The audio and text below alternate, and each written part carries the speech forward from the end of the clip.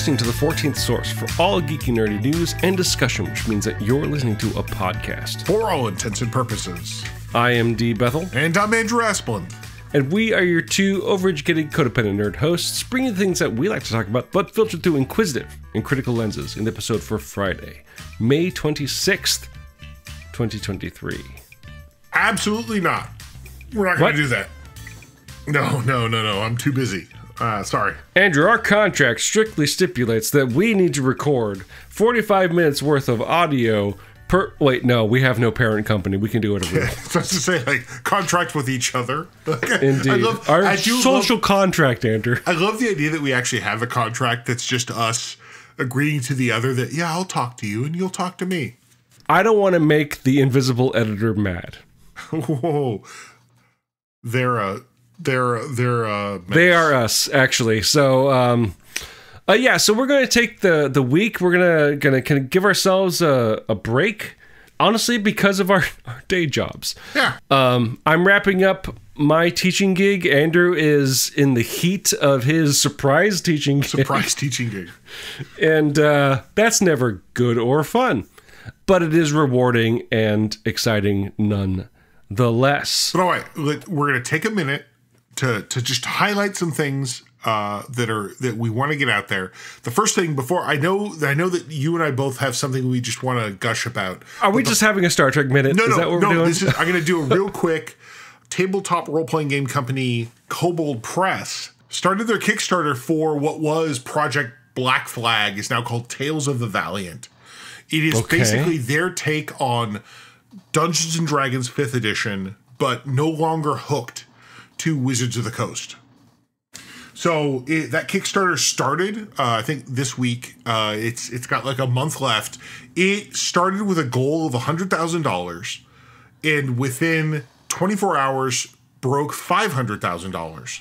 Okay, that's incredible. For one, two, is this company known for previously working with WotC? Yeah, Kobold Press used to do a lot of, working with... Yeah, actually, they did. They wrote some of the adventures that were published by WotC for D&D. Okay. So and they've been doing content for years. Like this is not the Kobolds Ate My Baby people. No. Okay, that's different.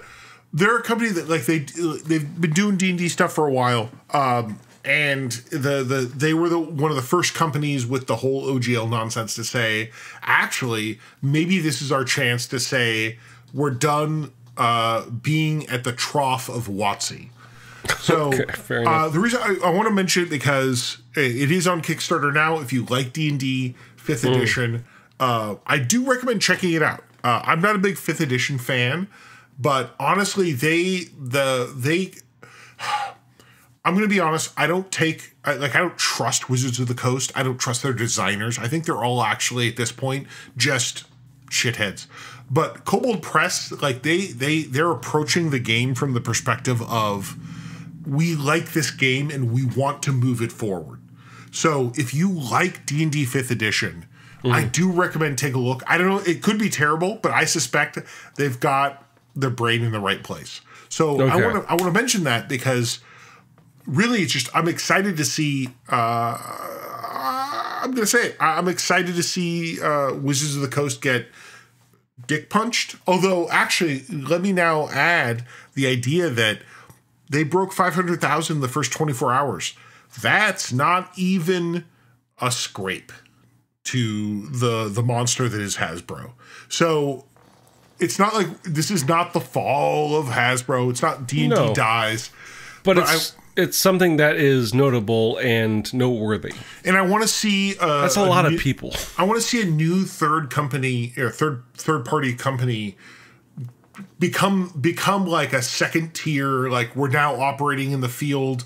Because if you mention TTRPG space, it's Hasbro, WotC, and then there's like 3 or 4 companies, and they're that second tier. I want to see Kobold Press be the company that people are like, yeah, I love playing this game, right? So if you like D&D 5e, check it out. That's what I'm saying. Should Kobold Press be picked up by Steve Jackson Games? No. He's got GURPS or whatever, man. That's fine. Is that still? So where were they in the top 10. Man, he's just at this point, because they used to be like a no, they used to be a contender. Still a big deal. He's just his business is being sold on weird Kickstarters and Munchkin. They have the Munchkin IP. Munchkin is the property we never knew. Like Celine Dion once said, it's all coming back to me now. Yeah. So anyway, I just want to throw that out there. If we're going to do a short, which we are, because we're both... Honestly, the reason why we're doing a short is not actually anything personal. It's that I'm like, hey, Andrew, I finally watched Star Trek Insurrection, Nemesis, one of the two. Which is the most... Nemesis, yes, the one with Bane. I'm like, let's do an episode. He's like, how about we just do a short one? I'm like, okay. Well, your opinion is clear here, sir. No, actually, very briefly, the one Star Trek thing we want to talk about is the thing that feels most nerdy, and perhaps for some reason I feel a little bit ashamed, but not really. The trailer for the official trailer for season 2 of Strange New Worlds dropped this week. It's out. Andrew and I have just been like fanboying, fangirling, just fanning all over this thing because it is incredible. Okay, so although Andrew has one complaint. Too much kissing in the trailer. Yes, too much kissing. Andrew. I want to say though, like we've been texting a lot, talking about it a lot. Weirdly enough, you don't even understand. We've sent a lot of pictures to each other, but they're mostly pictures of the Lower Decks characters. Yep. Don't get me wrong, the other characters are actually great. Like Strange New Worlds is great, but we've been sending an unusual number of, here's another picture of Mariner and Boimler in live action. The two main characters from the Lower Decks, the animated series on Paramount Plus, are having a crossover with Strange New Worlds this second season, directed by Jonathan Frakes, we should say. And they actually finally appeared in this trailer, and so we've been following all the internet and social media where we see side-by-sides and clips, and it's awesome. I'm so excited, guys. You don't even know. We're weirdly in a place. So, yes, we'll have more to say, I'm assuming, in, 2 months when it airs? When that episode specifically airs. Oof. Yeah, so excited. So, I mean, unfortunately, we had to delay our conversation about Star Trek Nemesis, which I know you've all been hanging on a thread for. So, let me just say this in response to that. If you have any thoughts about the topics we discussed this week, feel free to leave your thoughts as comments on the page for this episode at forallintents.net. You can also post your comments or engage in conversations with other listeners on our Facebook page. You can find us on the social media we frequent, which means you can find me on Instagram at dbethelcomics, and you can find Andrew on Mastodon at profounddark@dice.camp. While you're on our website, forallintents.net, you can also take a look at our YouTube page, which you can find by clicking on the link in the corner that says YouTube. There you will find this show simulcast in YouTube. If you are listening on YouTube or you like some of the other content we have there from years ago, like and subscribe, ring the bell, as the kids like to say. We use 2 tracks of music for our show. One is called Disco Medusae, the other is called District 4. Both written and performed by Kevin McLeod of the Clan McLeod, immortal swordsman, graph paper enthusiast, and musician extraordinaire. You can find his music and more at incompetech.filmmusic.io, and that's all licensed under the Creative Commons 4.0 attribution license. If you'd like the show and like to help us out, the best way to do so would be to subscribe to the show using whichever podcasting service you happen to use. What would help us out even more, though, would be to leave some sort of review. Whether a text review or using the proprietary metric will help spread the word to potential listeners to the magic of algorithms.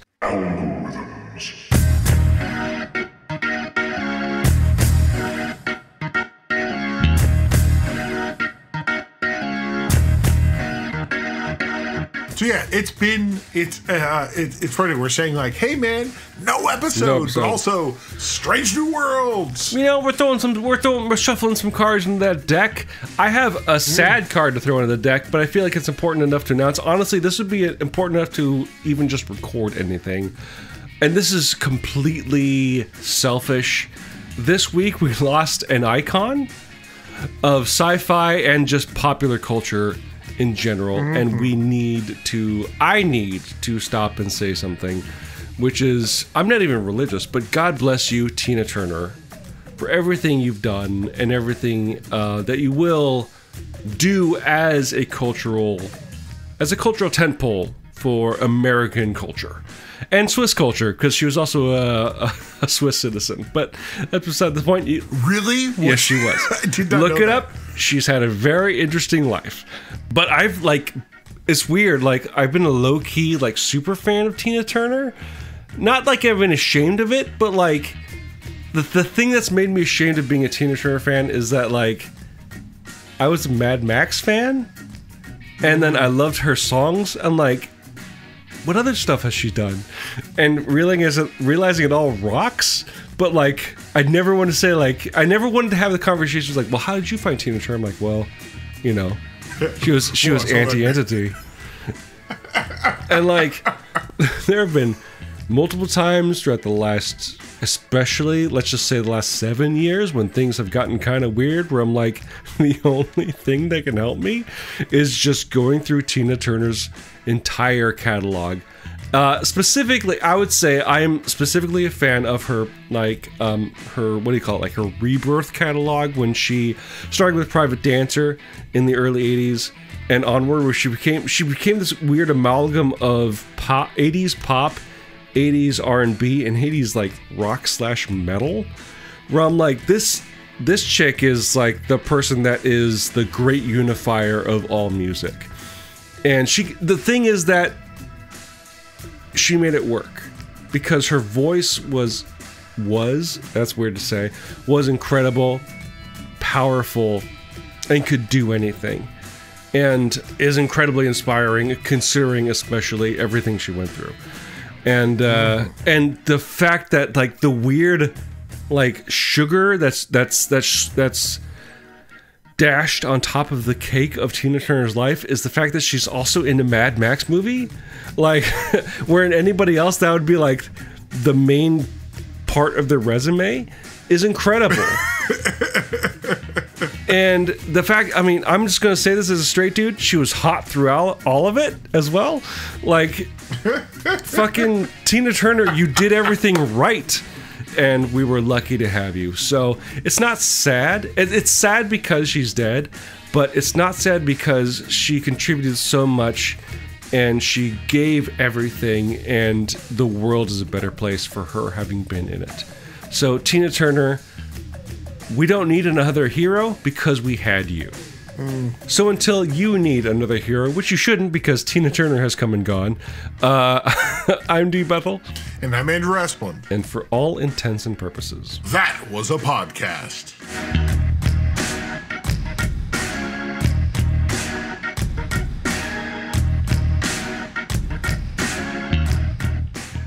Hey man, I understand your mother worked at Ike Turner's place of employment. That's true. Well, place of incarceration for sure.